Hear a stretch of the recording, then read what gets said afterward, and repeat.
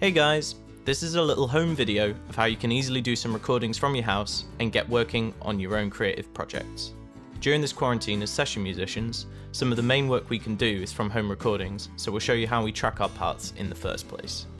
Once you've got your recordings, you'll be able to edit, share and develop your songs and get a head start on getting your music out there. We'll talk you through using a computer program that you can record with, in this case Logic Pro X, an interface and a couple of microphones. So a good place to start is with recording a MIDI keyboard.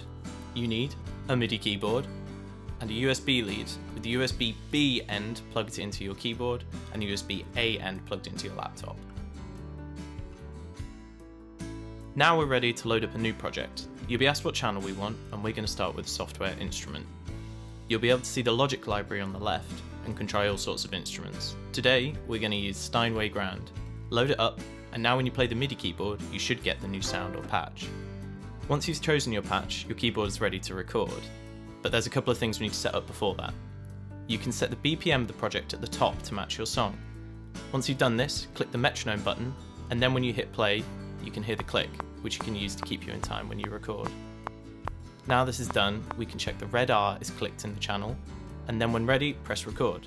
Wait till you've heard the bar a couple of times, and then play your piano part into the project.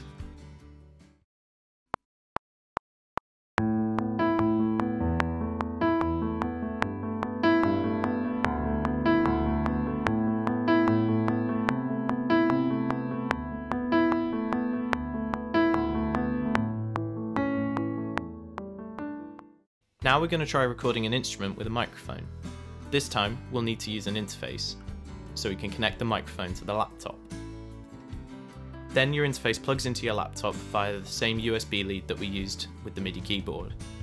Your interface will have a little headphone out that you can use to plug in headphones so you can still hear what's being recorded. Most interfaces will need a mini jack adapter. For this setup, we need the microphone on a mic stand, pointing just in front of the guitar around the 12th fret. An XLR lead with one end plugged into the microphone and the other end plugged into your interface. Back in Logic, we're going to add a new channel with the plus button in the top left, but this time we're selecting audio rather than software instrument. Now because we're recording audio with a real instrument, we need to check the levels. Get the guitar to start playing and then check the gain going into your interface. Make sure it never goes above the green. Once that's done, same as last time, check the red R is on the channel and you're ready to record.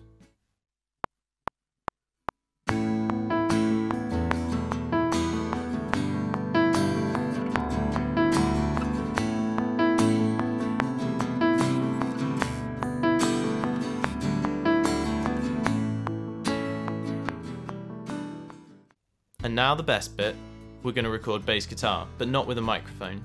This is called DI, or direct input, and you can do it with all instruments with jack out, but for this we're going to use bass. And we'll use a jack lead to plug into your interface. If your interface has the option, change this switch to Inst, or instrument, which boosts the signal. You don't need to do this for keyboards or microphones, but it helps for guitars. And again to record, go into Logic, click the plus and select audio again. Check your input gain on the interface to make sure it's not distorting. And once you're good, get recording. We're going to drop the bass in partway through the tune at bar 14 here. To do this, navigate across the project and click 2 bars ahead of where you want the bass to come in, then hit record.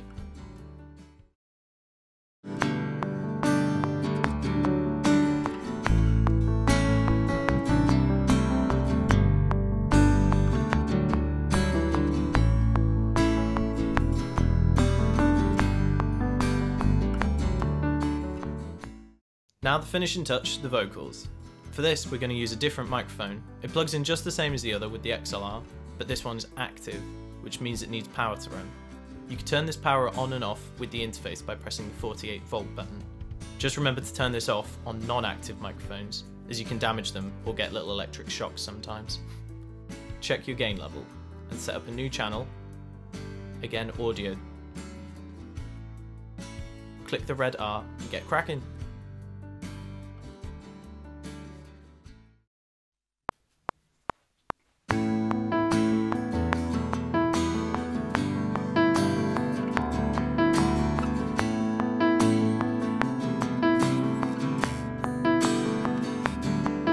In Tennessee, sun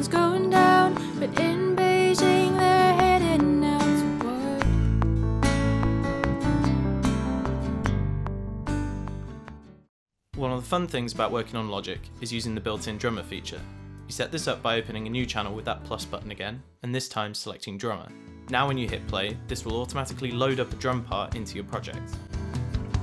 We want our drums to enter with the bass, so we're going to cut out the first drum section and drag the entry back on the second. Once the drums are in place, you can edit the drummer using the interface at the bottom. We're going to set him to play a half-time feel at the bottom right, and we can control how loud and complicated he plays with the grid on the left. And we set the different sections to have separate feels, volumes, etc. If you want, there's a big choice of different drummers and grooves that you can search through to the left of that grid too. Now you've got your tracks recorded, you can start to produce your project. You can use plugins by clicking on the channel box on the left. The usual order for the plugin chain is to start with the EQ, and to make life easier, the plugins have presets. We can scroll down and for the vocals choose Female Vox 1. Once we've got this in, we can put on some compression. Again, using the same presets, we can select voice and natural vocal.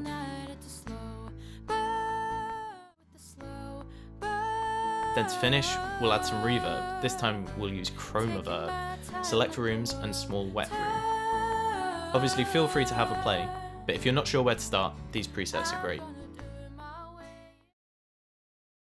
Now all the parts are recorded, we've got way more control over the sound of our song in full, so we can experiment with different levels and parts.